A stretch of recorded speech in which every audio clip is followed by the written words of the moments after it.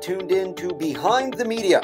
Dan Lothian and Jimmy Young bring 70 years of award-winning broadcast experience to the table. From newsrooms across the country, behind anchor desks and in the field, they've seen and covered it all. And now they are here to take you behind the media. You're going to have to embrace technology. If you're an educator... Oh, I'm embracing it. I want you to use the phone to help teach these kids. You don't need to do that. I was covering the president in China, and we did a behind-the-scenes video. This is a gong, or... No, not a gong. A bong. A bong. With a B. That's right. I said the gong. The gong is a That's gong right. show. I said gong. Gong bong. makes noise. Bong. Okay. Why is it, Jimmy? Why? Because sex sells, Dan! True, but it's only part of the answer. It is, you have to be more creative now to be able to tell a story, and sometimes it's just a before and after picture and saying, which one do you want to be? They lurk in our homes, listen to every word, and act on command. But are those smart voice assistants just too smart?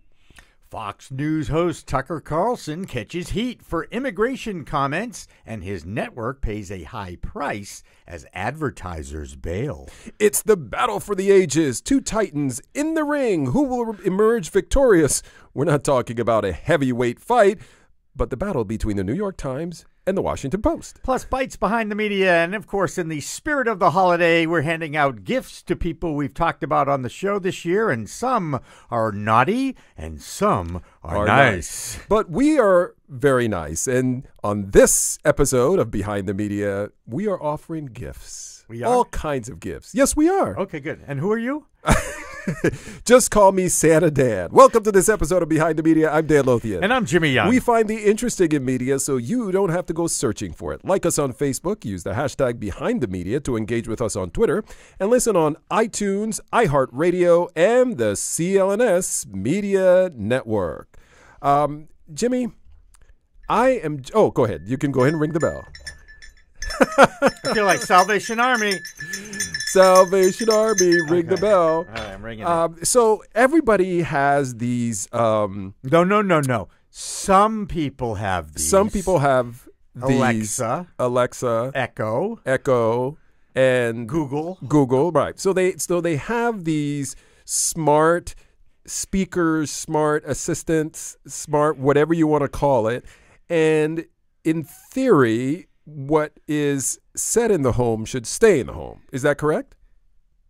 I think if you buy one of those, yes, you're pretty much welcoming the world into your home. You are welcoming the world in, I'm sorry. Any kind of electronic connection that offers some kind of artificial intelligence, I think it's an invasion in your house, and most people are opting into these devices to have them in these houses. Let's explain what are the dangers about this, Dan? So, well, I think, and I didn't know this. By the way, can you take me seriously wearing this goofy hat? And what about me wearing, for those of you who are listening to the podcast, Jimmy has on a Red Sox Santa hat. Yes. And I have on, courtesy of our director, Stephen Helmuth, I have on the blinking light necklace. And we have And there's a fireplace on the monitor, and we have a Christmas tree as well, a shiny. With a pseudo Star of David on the top, which is what we kind of talked about. We're a diverse. We're trying to be. Yes, the tree is for me, and the star is for Jimmy. I'll embrace it. Or the other way around, because we embrace everyone. Well, as you know, my star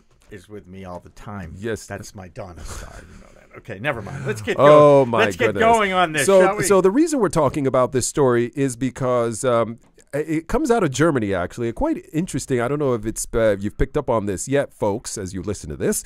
But the Amazon voice assistant program or device, which I believe is called Echo, isn't it? It's called Echo. Yeah. And Echo. Right, and so there's this guy in Germany. He wants to retrieve some of his audio files, and so I guess you speak the command. I don't know what that is. Echo, get me my files. Play Christmas music. Right, exactly. And he may have been more specific. I don't know exactly what the command was. Right. And Echo was listened and provided his files. Right. There's only one problem. Echo also provided somebody else's files.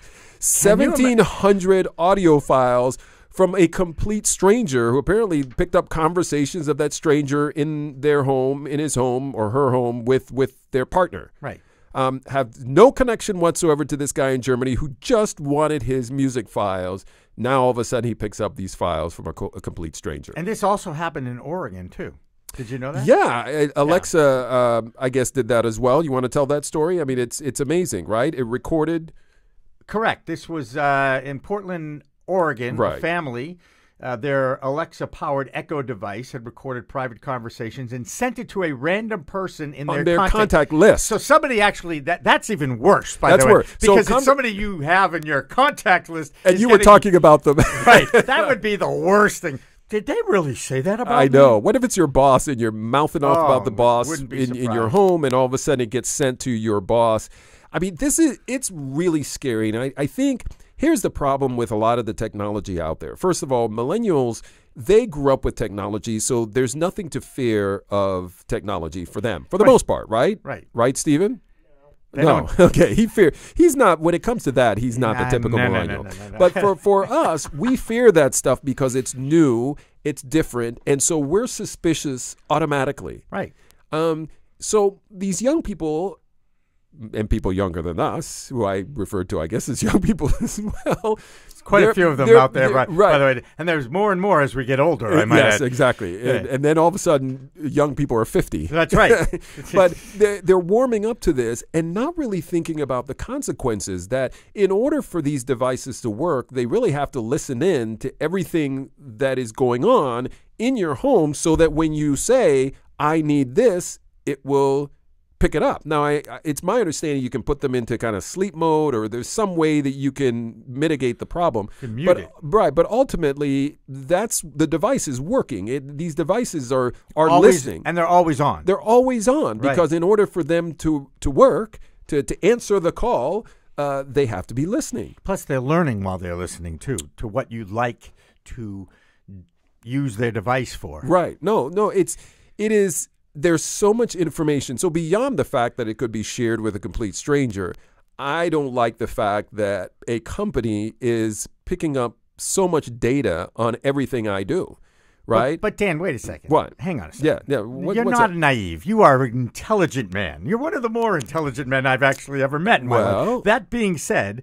you do go on the internet. You do know what's been going on with Facebook and with Google, and they learn where you've been, what you've been doing. We've been talking about this. Right. They know where you are. They know where you are at all times if you put your little location device on, and they're going to feed you information based on your past searches. Right. Okay.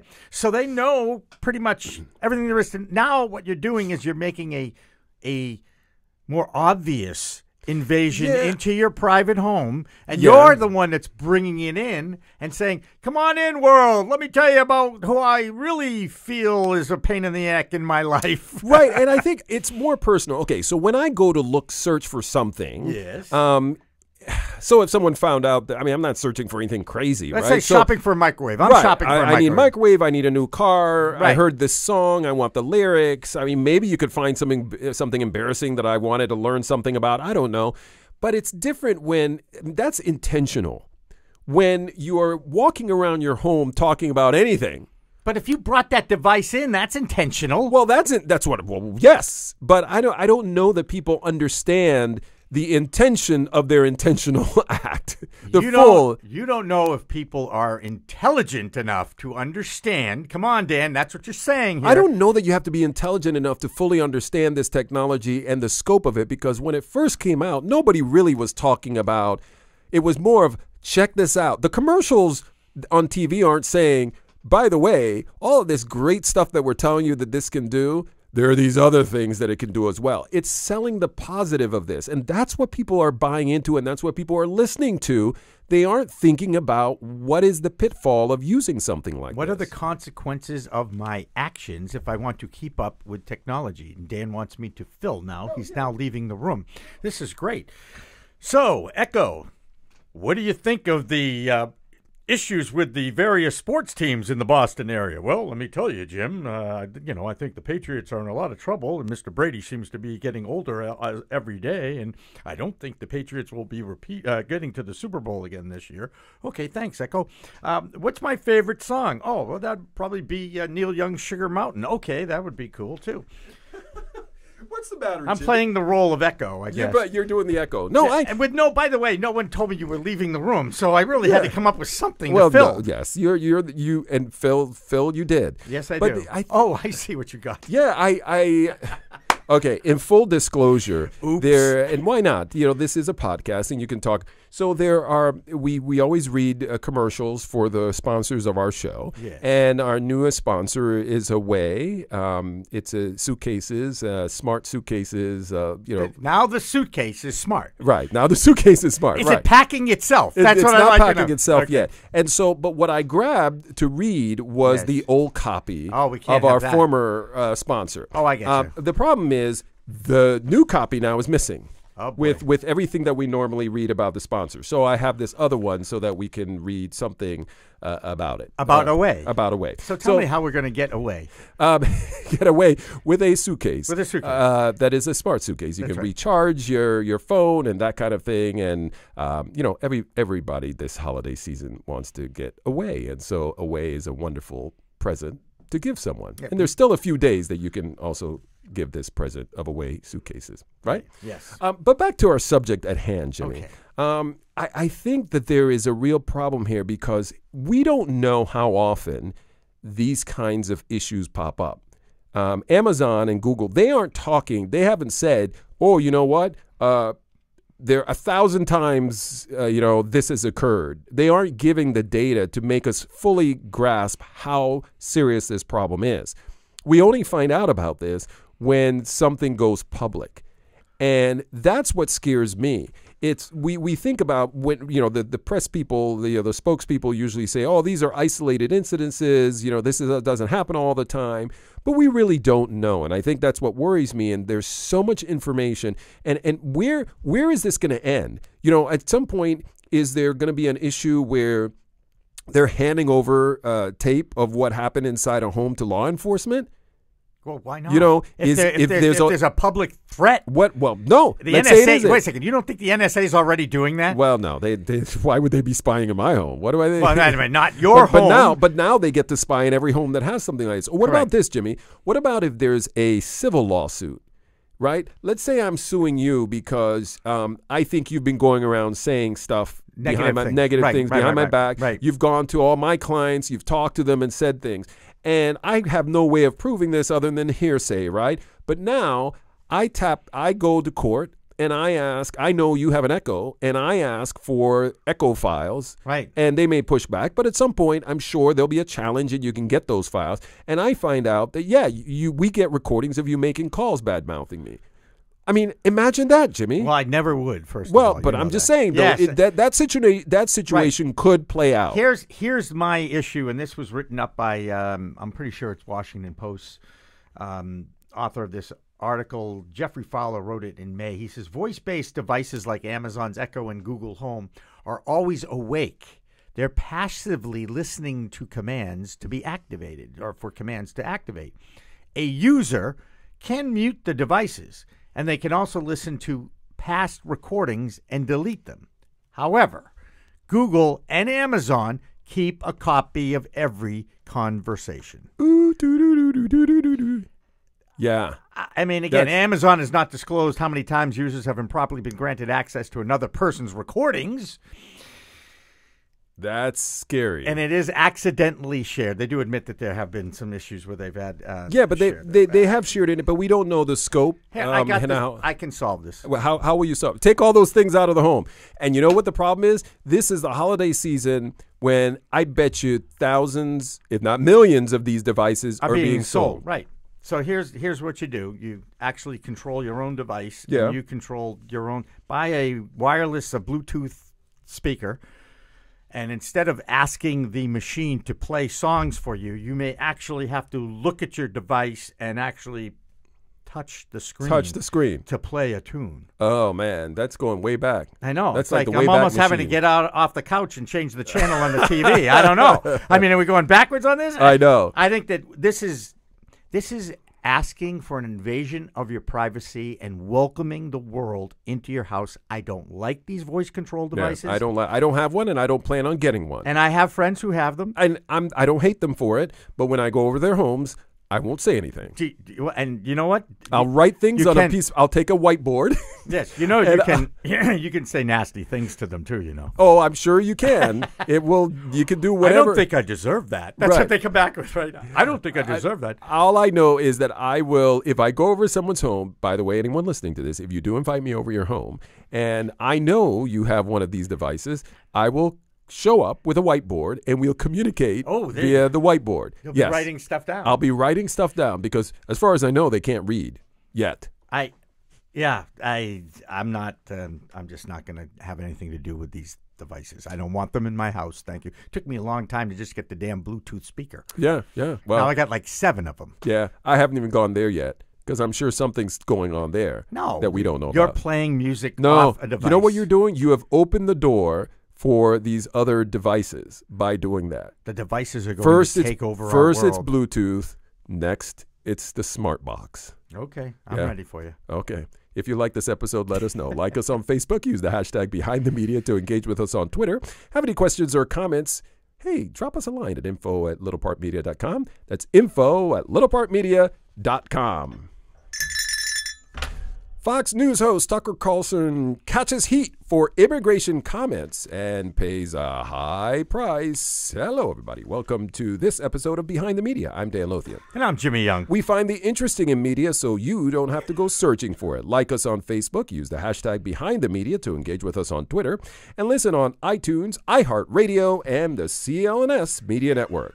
This podcast is brought to you by Away. We create thoughtful standards for modern travel, universal pieces that reflect your personal travel style and make every trip more seamless. And hey, it's the holiday season, and why not buy Away for one of your friends or one of your family members? Because this holiday season, everyone wants to get away. Hey, for a discount, just enter promo code CLNS. So Tucker Carlson, he's controversial, you know. He's always saying something that's a little bit out there. Do you think I actually knew who this guy was? Oh, come on. Not in a million Jimmy, years. you know who Tucker is. No, the guy I with don't. the bow tie.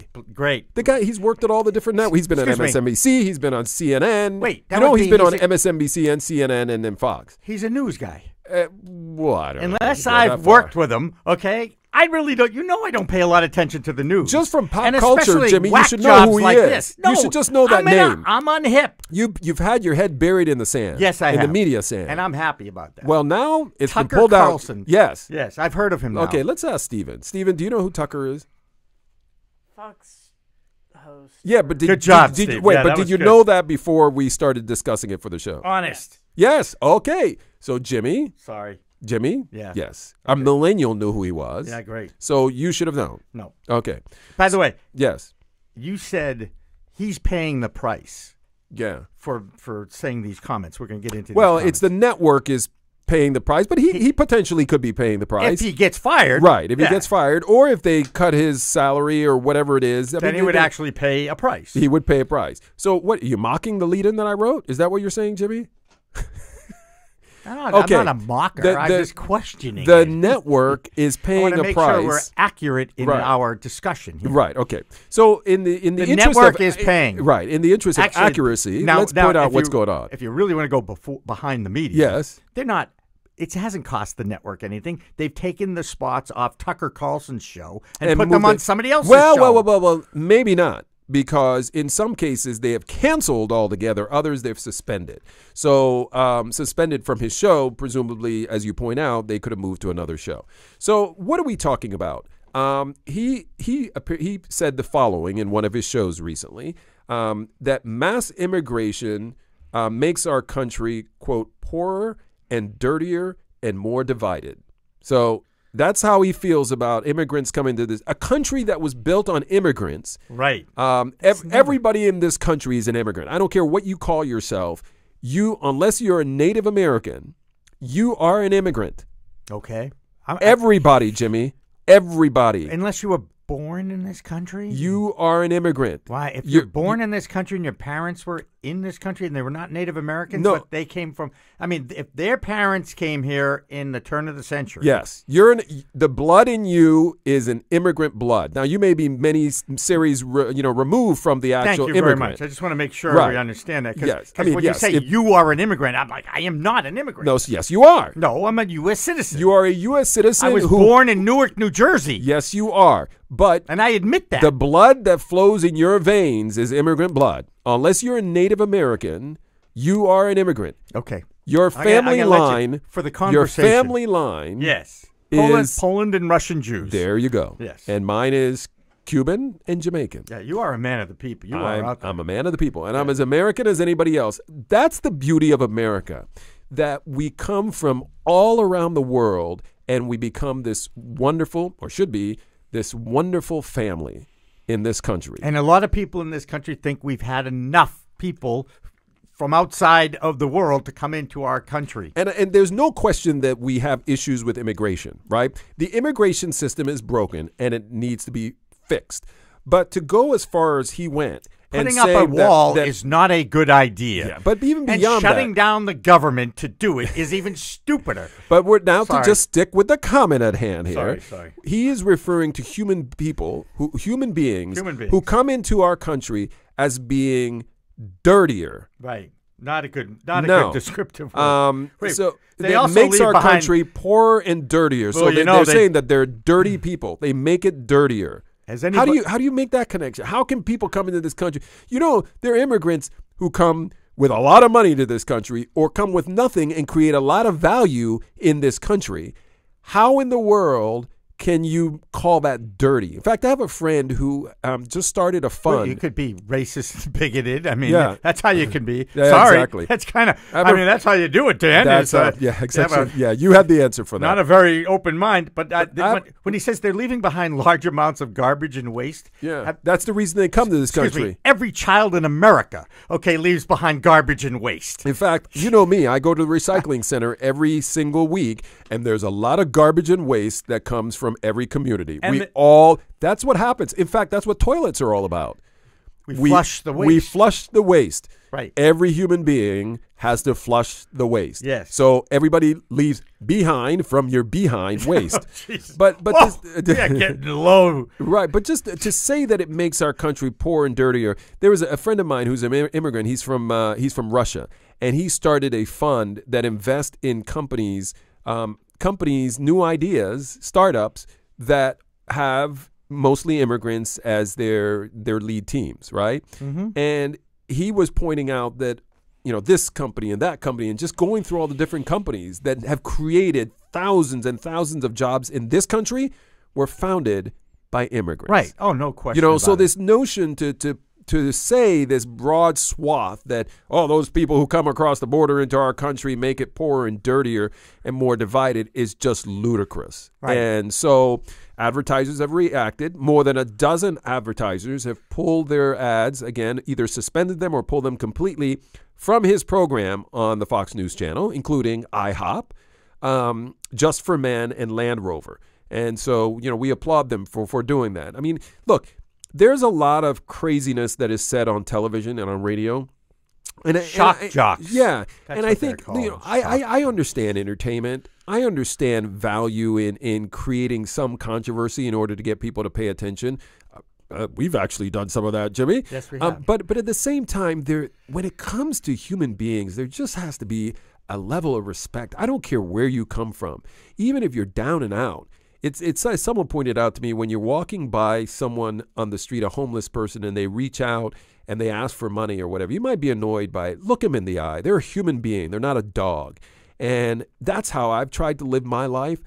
I don't care, unless somebody murdered my family member, I try to show a certain decency of human interaction. And you know me, I don't like people.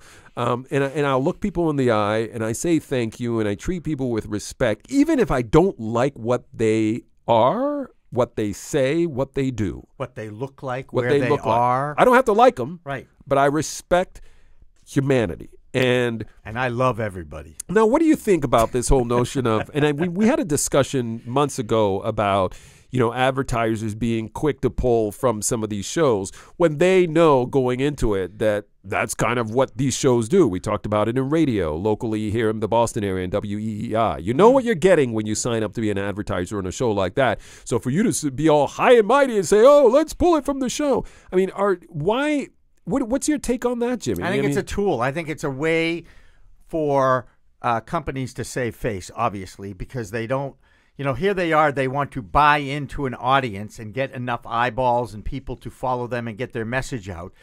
But they're also handing $1 over to the media that's delivering that message. Right.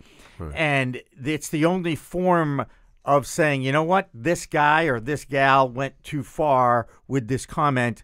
I'm going to pull my advertising because we don't want to be, our product or our service does not want to be affiliated with this type of rhetoric. Do you think, though, that they're about... It's the only tool, it's the only weapon you got. It's the only thing you can do about it. But I guess what some people point to is these advertisers, they want the glory of the eyeballs or the followers of those people until there's a blowback, and that's when they get a heart. Well, because that's when they start feeling, bad about it, when in fact it really isn't about that they really care what the person says. It's that somebody's criticizing that they're an advertiser on a show. Well, so is there some hypocrisy there among advertisers? Of course there is, because you still just want as many eyeballs as possible to get your product and service out there so people can find out about it so you can make money, and that's capitalism, and this is how media works, commercial media works.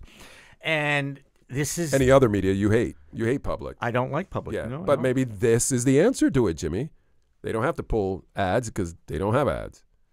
Although they do have supporters. Right. They have supporters and sponsors. Same that's problem. That's right. And again, I'm going out on a limb. I don't know this for a fact, but I'm going to say at some point in public television history or radio that advertisers who are sponsors of a program will have pulled their ads, pulled their sponsorship based on what was said or covered or portrayed. Right. I just said that because I wanted to point out. I appreciate that. Yeah. No, I get it. I know you try to balance it, and I'm out there when it comes to public television and public radio. But it is... Unless they want to hire me right now. I'm available for that if they want. I think it's a matter of me just...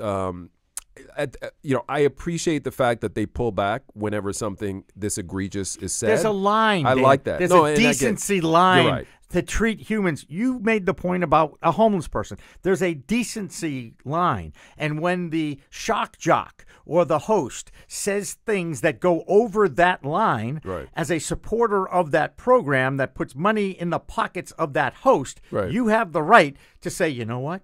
I'm not sure I want my product or service to be affiliated or aligned with this guy. But you know what? This is not the first time that he has done this. He has been controversial in a number of other things that he has said in the past. And maybe advertisers need to look at the top 5 controversial things that he has said in the past and then gauge whether or not you should participate in that show. And I think that's important. They don't look, I'm sorry, Dan. Yes. They who do the buying in the media world. They're not doing that. Do not look at the host of the show. They look at the demographics and the audience ratings and they of say, that show. You want to be here? Correct, because there's a metric out there. There's a formula that works. If we get in front of 250,000 eyeballs or ears or whatever that's what the number we need to sell X percent of our product line, because we know the return on that investment is good for us. Right. So they make all their decisions based on the cost per thousand, how many people are watching, how many people are listening, whatever it happens to be. And they know that there's a formula for it. And anything less than... So while an advertiser boycott, it has some... Ramification, but also has some strength to it, certainly for the network. Right. If you really want to make a difference, stop watching the guy.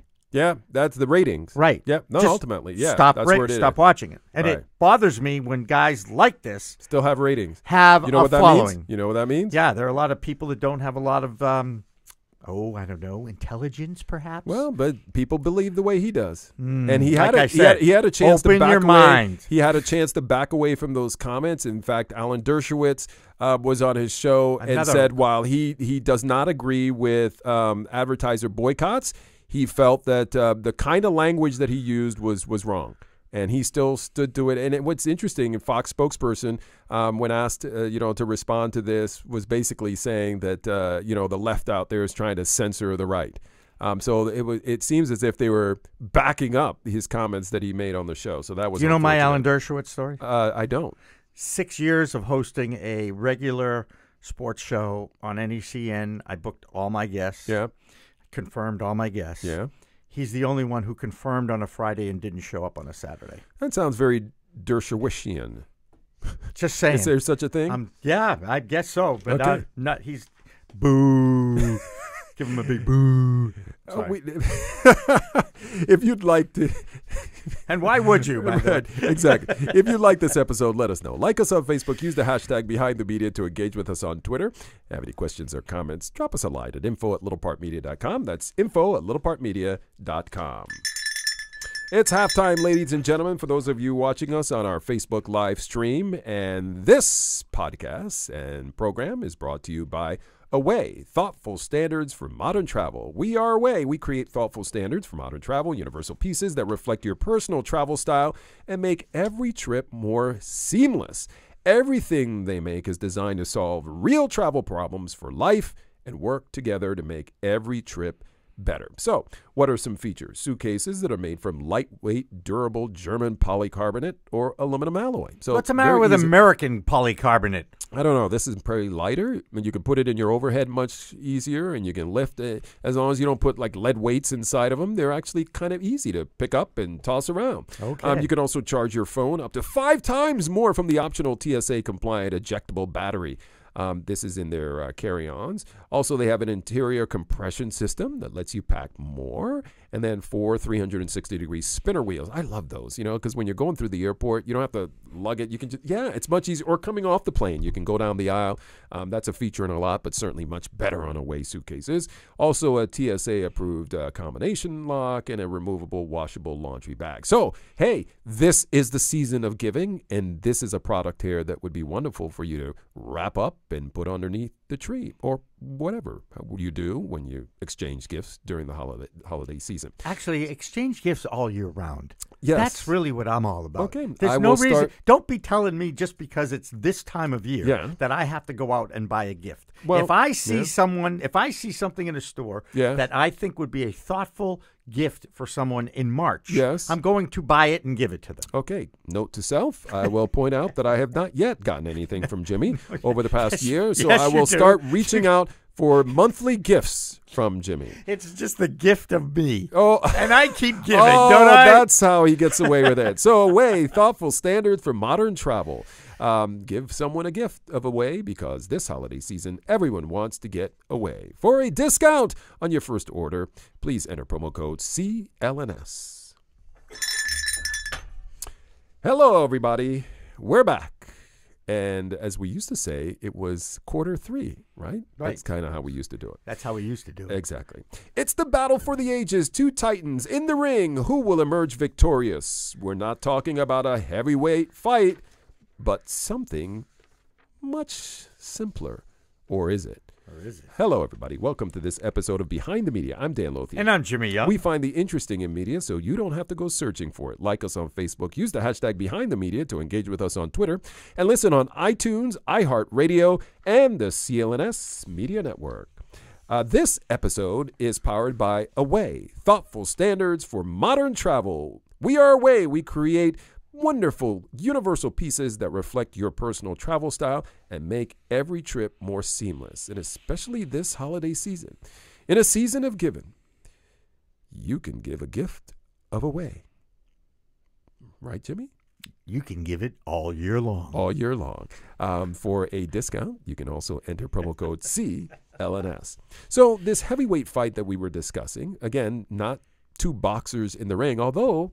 yeah, it could be, right? Well, we're talking about 2 an analogy, but 2 giants in the media. Right. We're talking about the New York Times and the Washington Post. Which, last time I checked, were newspaper-based print media. Yes. Okay. Yes. But that's not where the big coin is being made these days. No, it isn't, is it, Dan? Why don't you tell us where it is being made? It's being made online. It's digital subscribers. Right. And it's amazing. So we know at the Washington Post, it was bought by Bezos, who is the guy behind Amazon. It is not owned by Amazon, but it's the guy who owns Amazon who is behind the paper. We've seen a number of different cases of, well-known, wealthy individuals buying up newspapers. There have been some suspicions, some concerns about what that could do to the purity of a newspaper, organization. In this particular case, it seems like it's helped it. It is healthier than ever before when we're talking about the online subscriptions. New York Times as well, and they are fueling the success of each other through through competition. I mean, it's amazing to see what has been happening there. Right, and this is the David Baquet. Is he the editor of the Baquet? Yeah, Baquet. He is the executive editor of the New York Times. Okay, great quote. But competition is the least examined motivation in American journalism. I find that interesting because we both have been in the trenches in commercial media. Yes.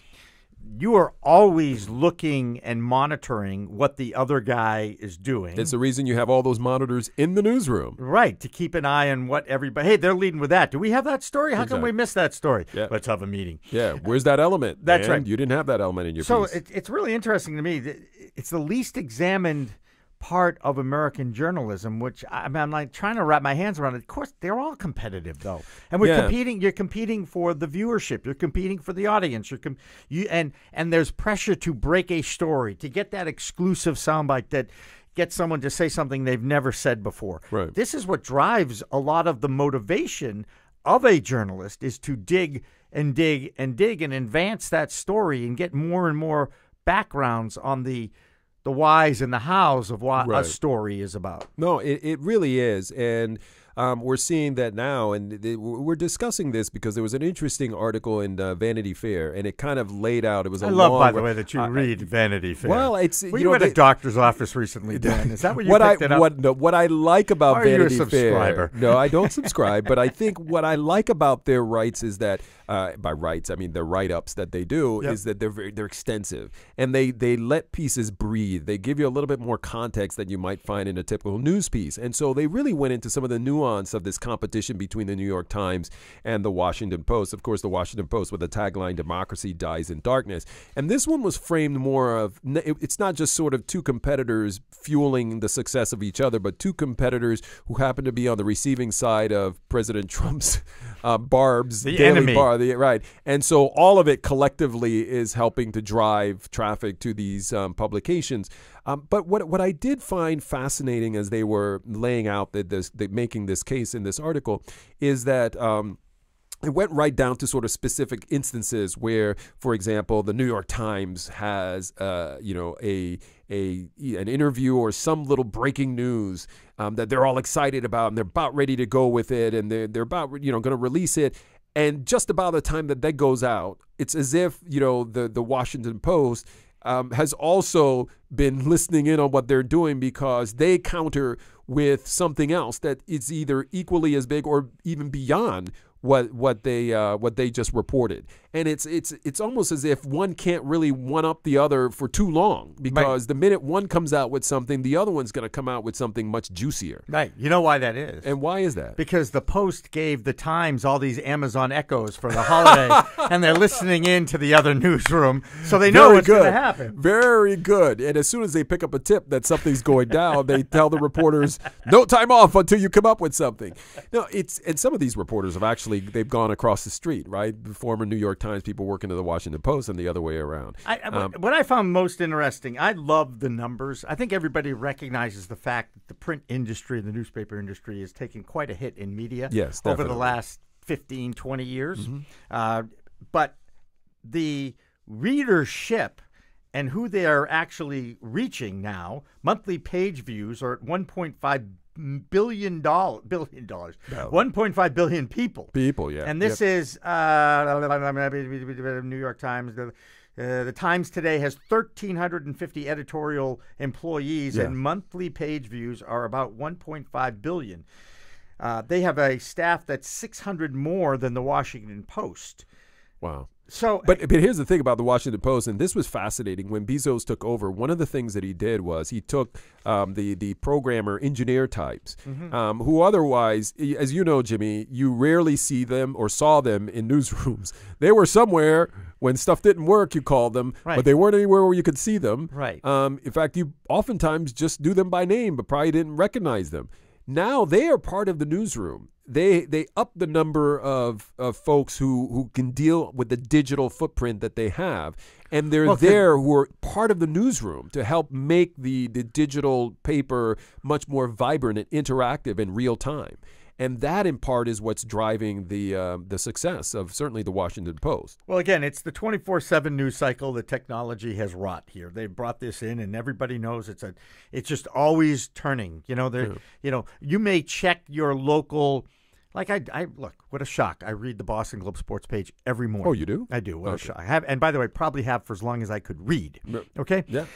And since last week. Very good. Pretty much. Yeah. And it was such an easy layup. I mean, I'll let you get away with it because I am wearing a freaking Santa Claus hat. Well, that's the reason I said that, because you look goofy today. As opposed to how I normally dress. By the way, yes. So he's wearing a Santa. For those of you just I'm wearing my Santa hat. He's wearing a Santa hat, and I'm wearing flashing light necklace. And not just courtesy of any Steve. Santa hat. The Red Sox. It's a Red Sox World Series Santa hat. And we have a Christmas tree with a Star of David at the top, and a fireplace in our monitor. Yeah. All right. So I've totally lost my. Yeah, I know. We totally lost the thought. Which is the way it works sometimes. But you know what? This is a positive story because, as you were pointing out, the death of newspapers. Everyone's been talking about, when will newspapers die? There are a lot of small papers folding. You could kill the print. You could kill the paper. Right. But you can't kill the people that are digging and spending the time on finding out the truth behind stories. Right. Great stat in here. It was the Pew Research Center.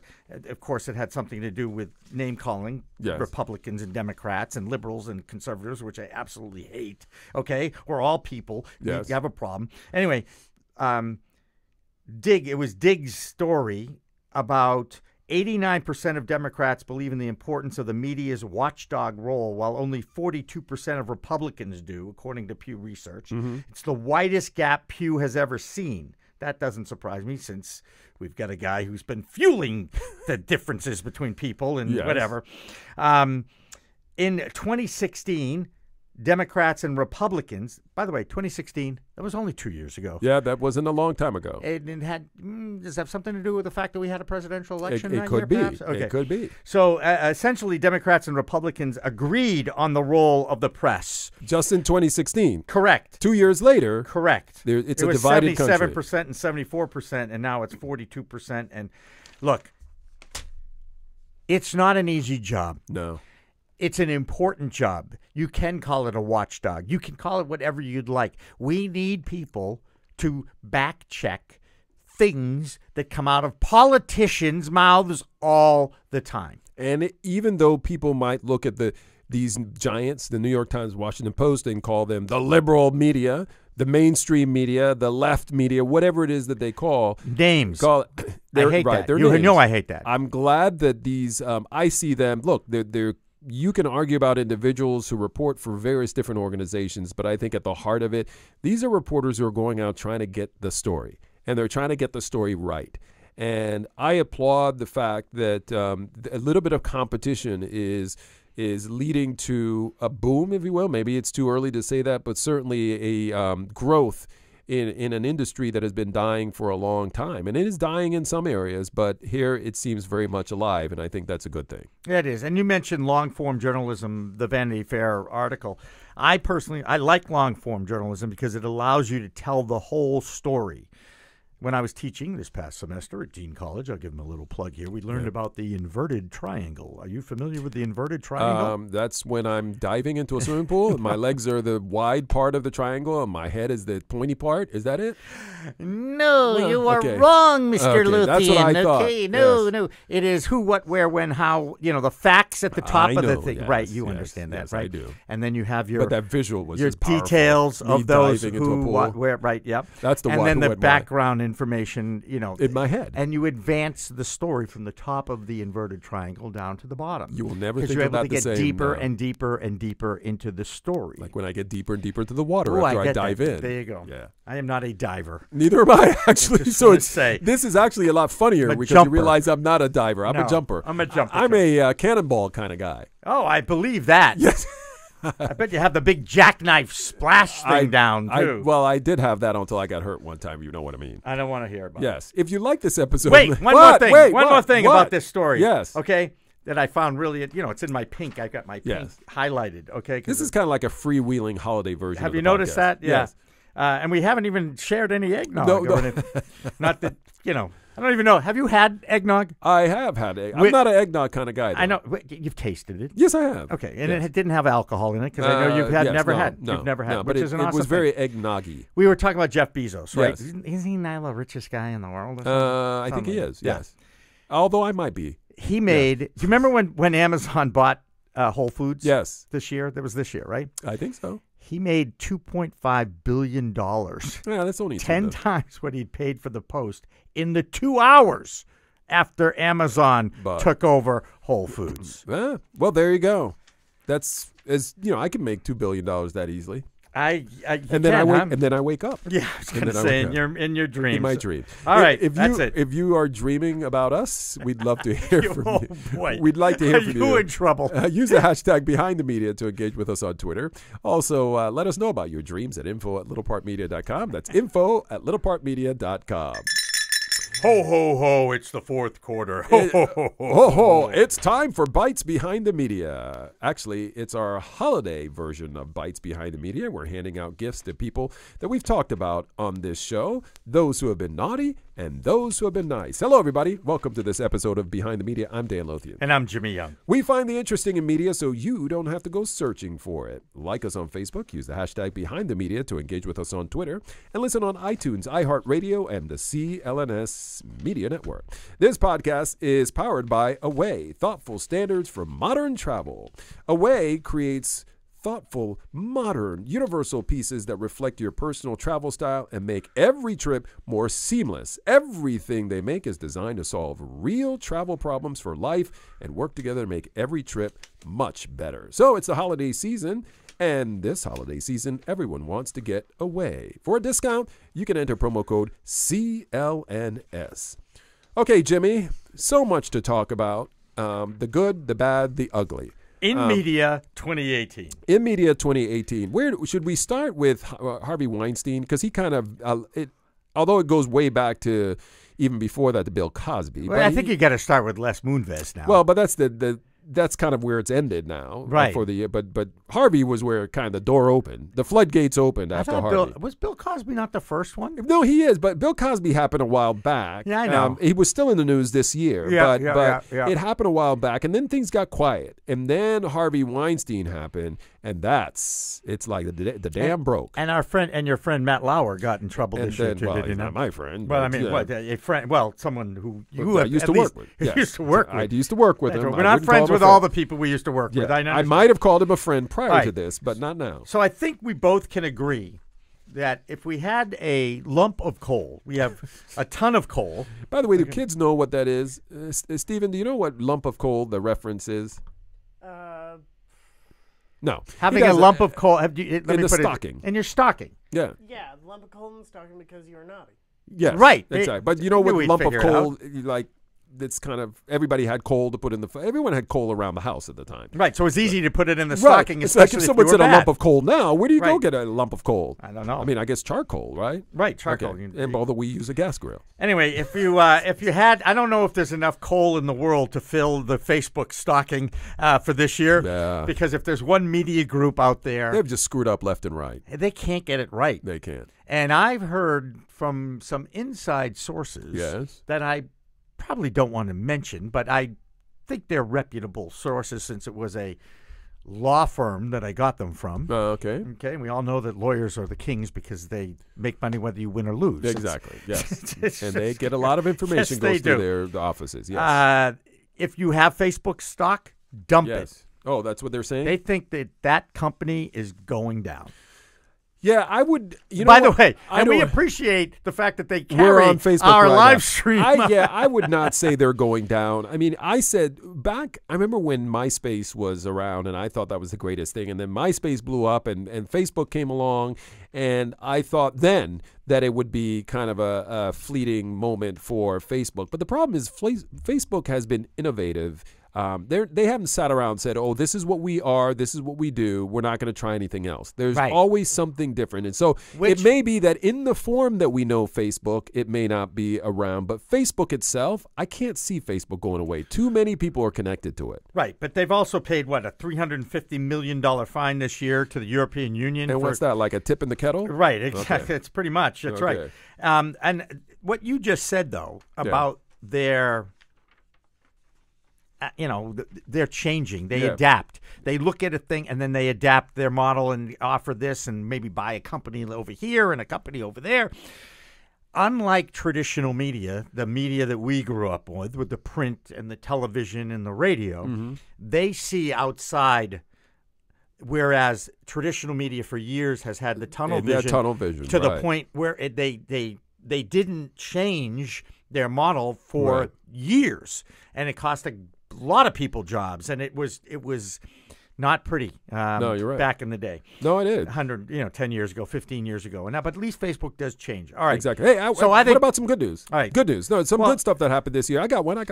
I think that there've been a number of efforts. Not going to specifically, highlight one, but there've been a number of efforts to combat fake news, and various different, whether it's apps, whether it's websites, whether it's newsrooms, they've all come up with tools to almost fact check. Yeah, and I think and that's become a big thing this year in really fact checking and setting the record straight. Whether or not it convinces anyone one way or the other, I don't really care. The fact that there is this effort underway, I think, is something that should be applauded. And Santa Claus here is saying it's nice. Okay, good. So no Cole will give them a hoodsie or something. A hoodsie? I don't know. Oh my goodness! Do you remember? I'm dating myself. Yes, a hoodsie. That's also a regional thing too, isn't it? I think so. HB Hood is local. Yes, in I think so. Massachusetts. Yes, a hoodsie.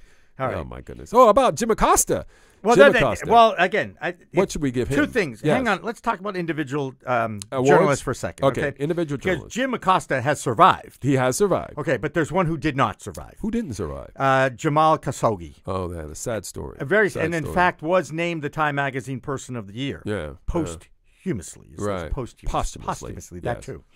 Posthumously. If I had to read it in a script, I'd read it right. But if I have to say it, I have to think about it first. All right, so he's the Person of the Year. He, of course, is the Saudi Arabian journalist who worked for the Washington Post and then decided to visit some old friends at the embassy and never came out. Exactly. And a very sad thing.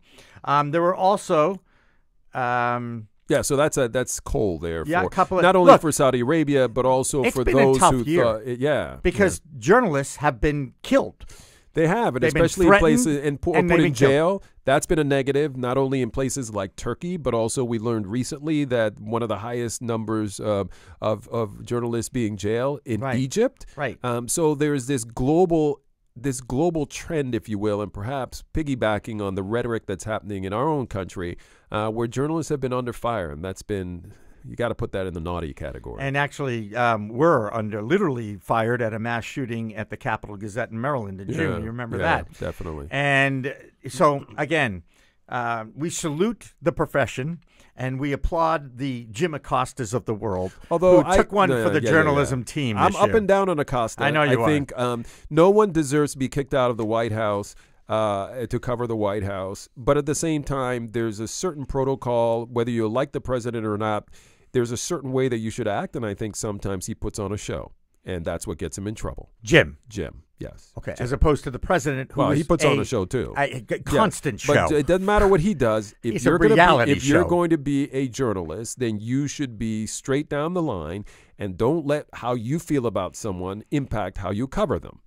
And that part I don't like. Would you have given the microphone back to that intern if she wanted it? I would not have gone. So what I do is you ask your question and you do a follow-up, and I'm done after that. You don't argue with the president. You don't go back and forth. That's never been the protocol. There's a lot that the way that it works is that you tag team. So I take the question so far, and if the president tries to dodge it, the next person who who stands up will say, I want to follow up on what Dan was saying. And that's kind of how it's always been. But it's never been, let's duke it out here in front of everyone. It's the shootout at the OK Corral now, pretty much what you got going now. I get it that the atmosphere is much different, but I still believe in the old-fashioned way of respecting the office, whether you respect the president or not. Believe me, there were times I didn't like President Obama, but I still respected the office. Yeah, well, unfortunately, you've got a guy who has not actually served that office well as far as living up to the expectations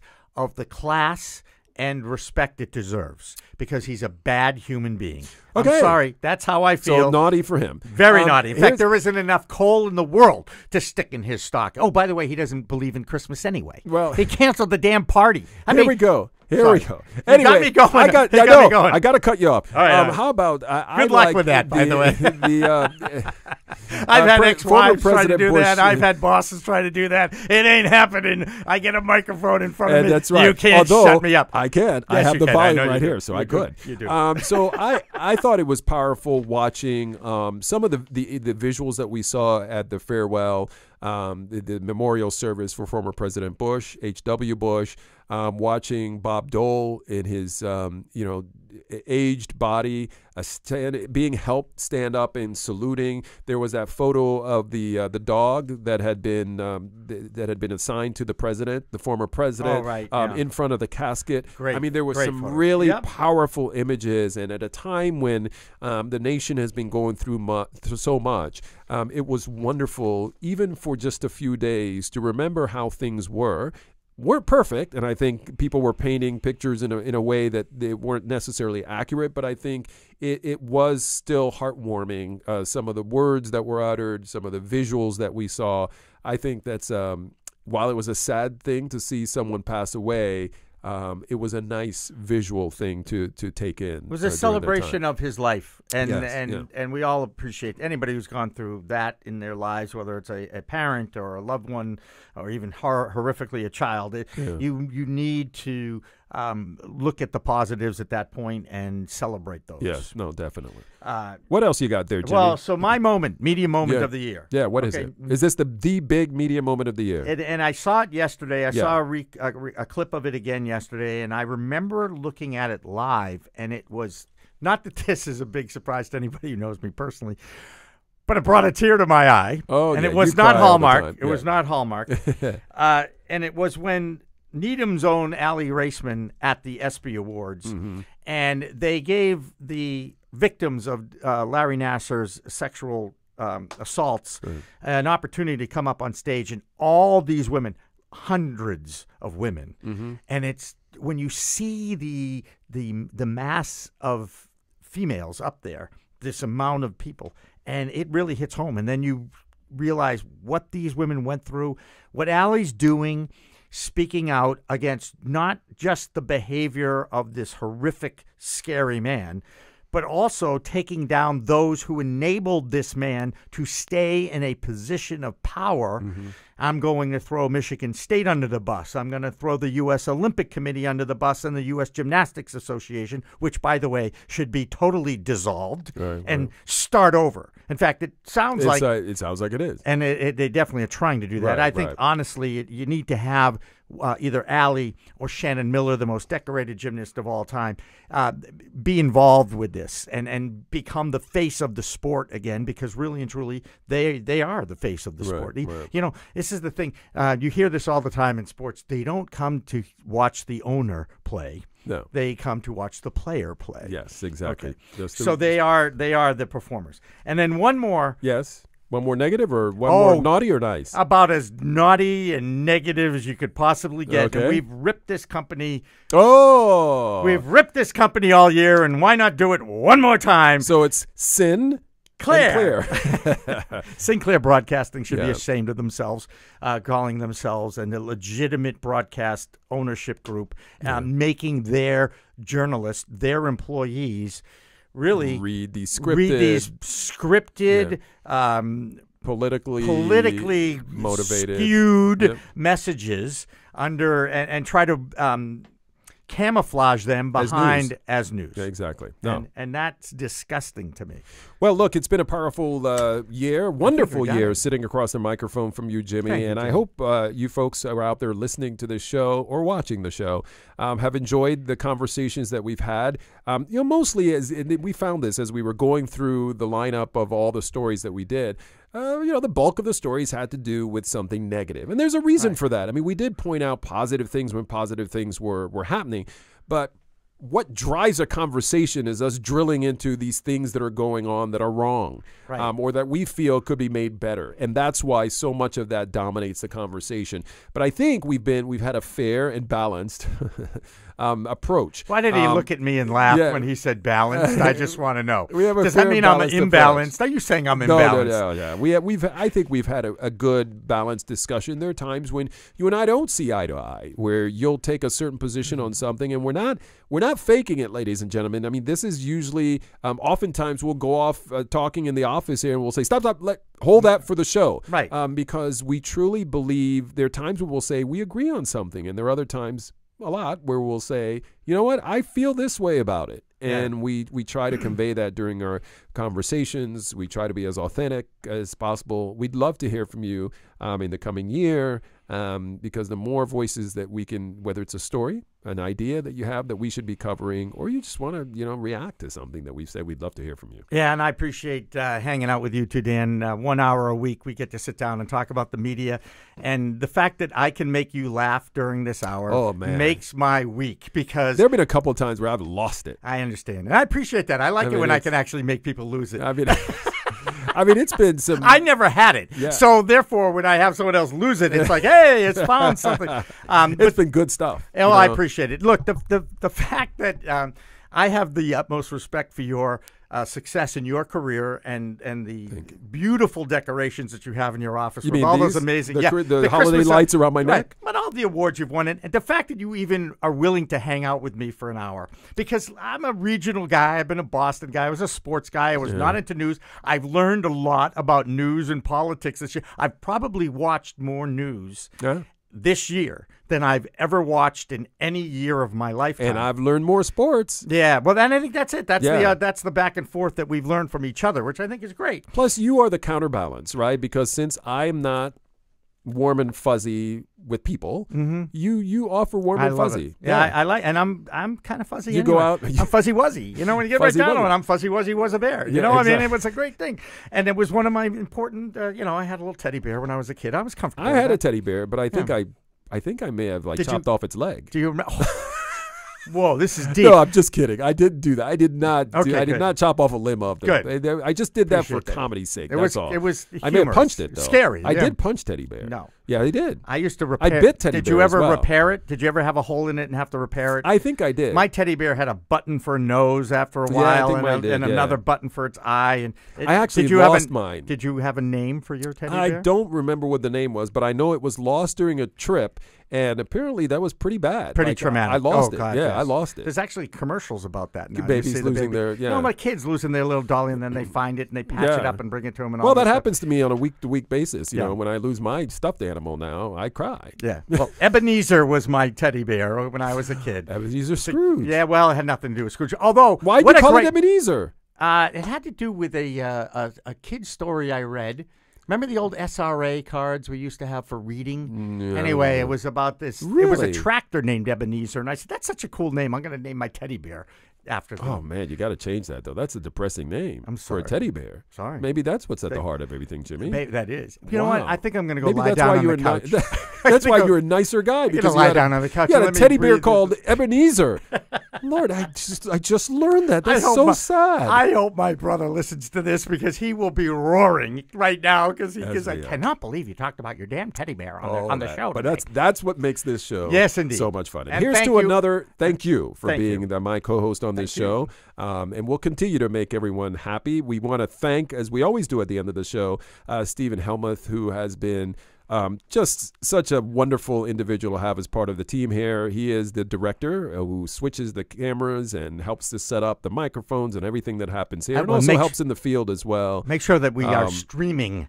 Make sure that we're streaming. And believe me, there are times prior to the show where we're not streaming until we are. Right. It doesn't always work the way that it should. And frankly, I have no idea how it works, but Stephen does, and it's great to have him on the team here. And we, who have made our careers and lives in front of the camera, behind the microphone, that's one of the first lessons you have to learn, is that you have to respect your comrades who put you on the air, who make sure that your audio levels are proper, which has always been a challenge for me. It's a challenge for all of us. Yes. So a Happy New Year, a Merry Christmas to you and your family. Happy holidays. Thank you very much. Happy New Year. I look forward to another great year of this show. Thanks for listening and enjoying this podcast. We know you did because, as you just heard, we did. Not just this podcast, but all the podcasts we produced this past year. We hope you'll like it, share it, keep listening, tell your friends about it. Listen on iTunes and on iHeartRadio and the CLNS Media Network. Again, for our director, Steve Helmuth, I'm Dan Lothian. And I'm Jimmy Young. And now you know what's behind the media.